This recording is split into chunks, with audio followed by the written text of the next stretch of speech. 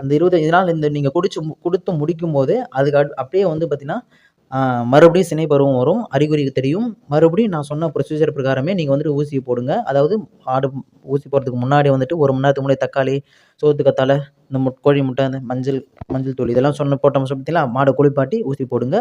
மறுபடியும் ஊசி போட்டதுக்கப்புறம் மறுபடியும் இதெல்லாம் கொடுத்து மறுபடியும் குளிப்பாட்டி நிறுத்துங்க. கம்பல்சரி உங்களுக்கு வந்துட்டு பார்த்தீங்கன்னா இது பண்ணியிருக்கும், அதாவது சினை பிடிச்சிருக்கும்.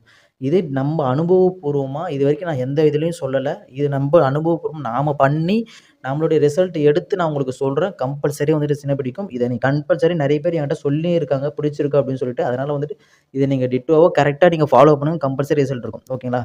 இதில் இன்னொரு விஷயம் என்ன அப்படின்னா, இதில் எப்போ கொடுக்கணும் அப்படின்னா, காலையில் வெறும் வயிற்றுல கொடுக்கலாம். ஓகேங்களா? ஈவினிங் கொடுக்கலாம், இல்லை மதியானமும் கொடுக்கலாம். அதாவது வெறும் வயிற்றுல இருக்கும்போது கொடுக்கணும். இதை நீங்கள் மைண்டில் ஏற்றிக்கோங்க. ஏன் அப்படின்னா, அதாவது இல்லை அப்படின்னா அரை வயிறோடு இருக்கும்